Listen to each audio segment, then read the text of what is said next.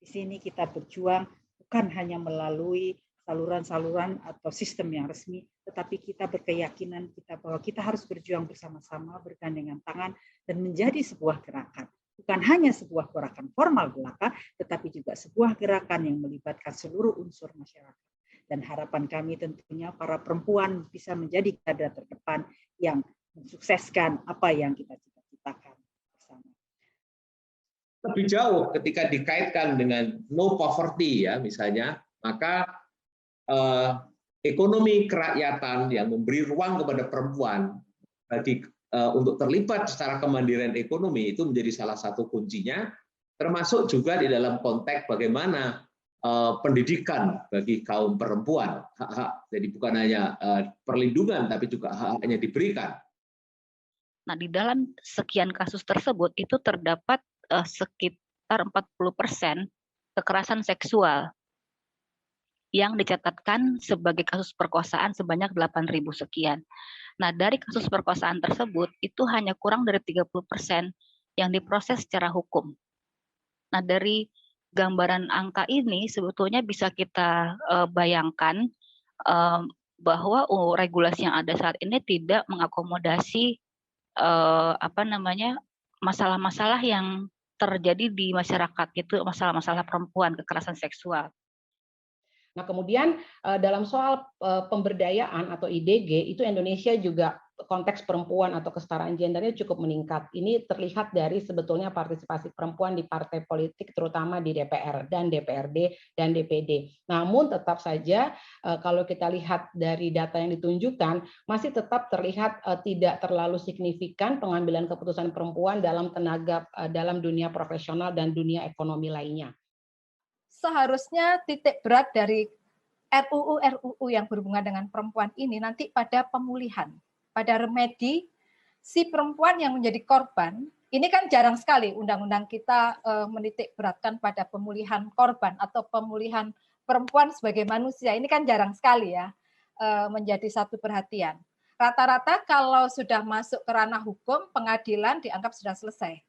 Sesungguhnya itu belum selesai karena problem berikutnya adalah apakah korban kemudian sudah pulih kembali sebagai manusia.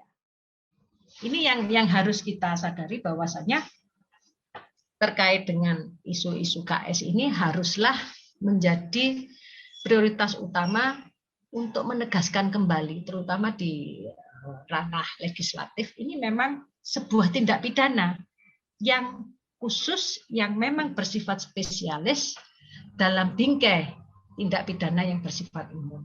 Inilah pentingnya apa yang tadi dikemukakan oleh para narasumber terdahulu, bahwasanya ada beberapa hal yang terkait dengan data statistik dan kebijakan kriminal.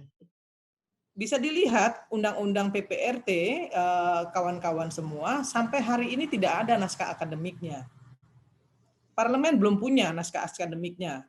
Naskah akademiknya baru dimiliki oleh Jala PRT. Sehingga saya masih terus terang ragu-ragu apakah di 2021 ini akan dibahas di Balik. Nah, jangan sampai nanti beberapa partai politik menyatakan ke publik mendukung, tapi ternyata di Balik didiemin aja. Saya kira kekerasan, diskriminasi, dan ketidakadilan terhadap perempuan dan juga kelompok rentan lainnya itu terjadi karena beberapa hal.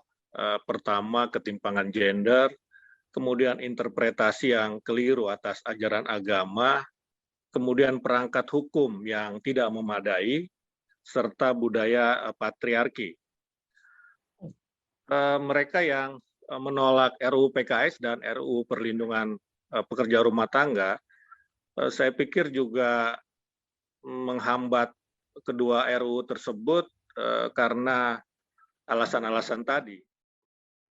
Pertimbangan dan keputusan parlemen sebagai lembaga legislatif tidak seyogianya dapat melampaui berbagai interpretasi yang menghambat disahkannya kedua RUU yang kita bicarakan ini.